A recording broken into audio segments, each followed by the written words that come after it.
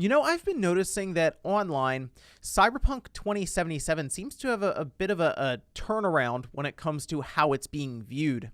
I think some of that has to do with, especially recently, new gamers coming in and trying out Cyberpunk for the first time, right? Maybe people who hadn't played it back when it originally released, but also the fact that everything around it's kind of died down, and as people tend to do online, they sort of move on to the next thing. Well, we did have at least part of the situation resolved when it comes to the lawsuits that CD Projekt was facing, specifically when it came to how they presented the game even to their investors. Guys, if you enjoy these videos, make sure that like button helps out a ton. And if new here to the Spawnwave Plus channel, make sure you subscribe down below. So let's head over here. This was posted up on VGC, where they say CD Projekt has settled its Cyberpunk launch lawsuit, suing investors just $1.85 million. I mean, I'm just impressed at this point that they got out of that situation paying less than $2 million. Company was accused of violating federal law by misleading shareholders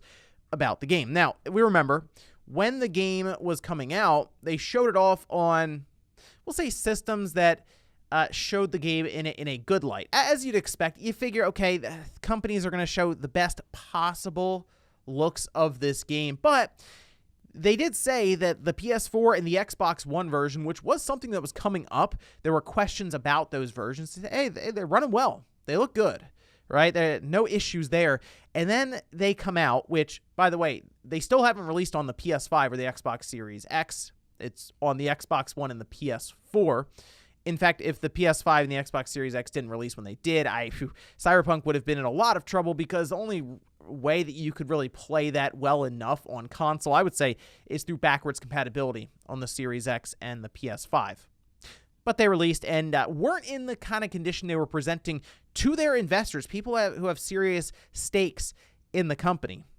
But they say here, according to the term sheet, members of the class, including plaintiffs, shall relinquish any and all claims against the company and members of its management board. In return, a settlement in the amount of $1,850,000 shall be paid out to the class by the company and its insurer.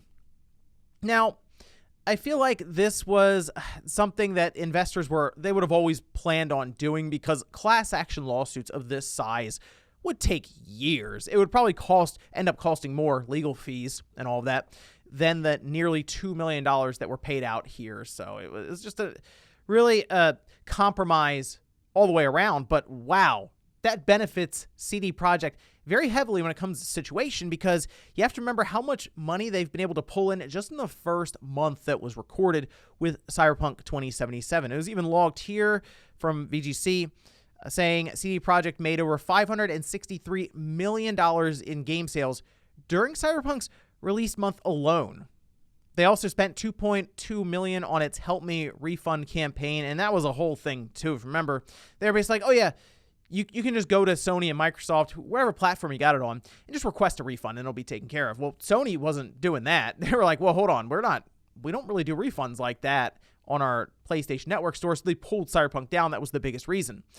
Microsoft was a bit better about it, but even they, I'm sure, were like, oh, why would you tell them to come to us for the refund?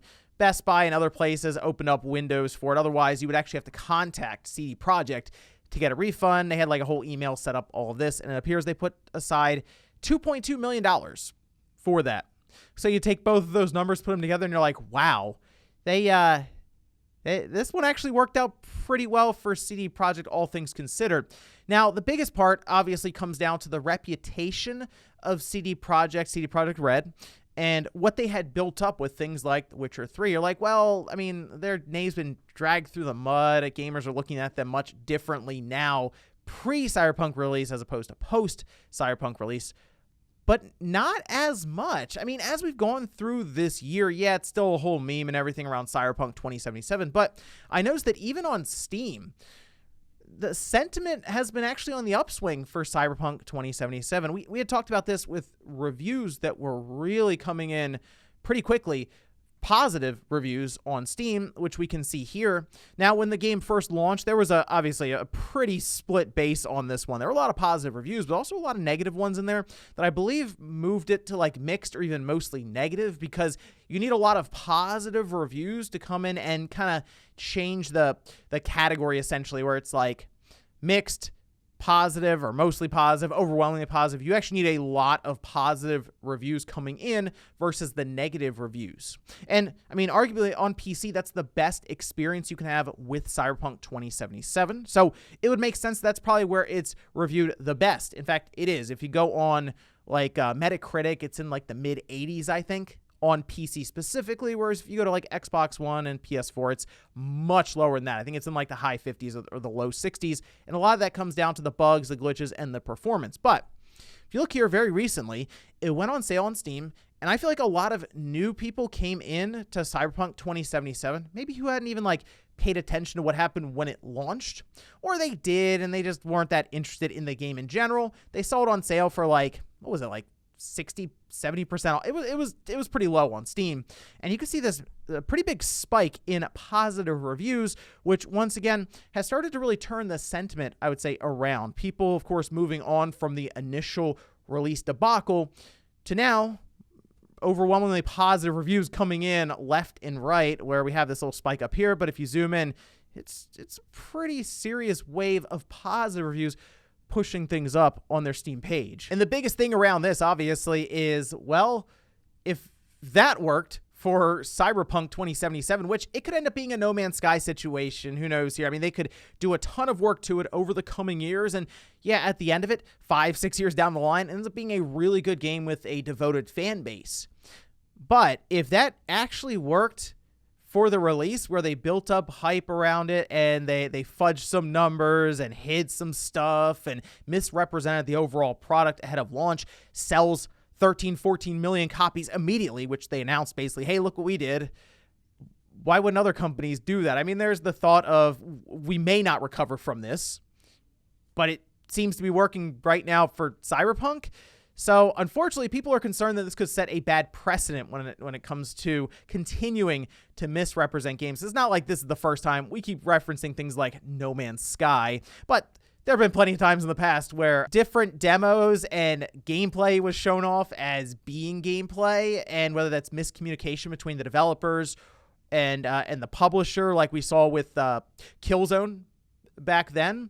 Killzone 2, I think that was on the PS3. Or you just have what appears to be deception on the side of Cyberpunk. I mean, it seems to at least work with sales initially, and then it's up to them if they can repair it, or in the case of Killzone 2, release a product that looks as good as that.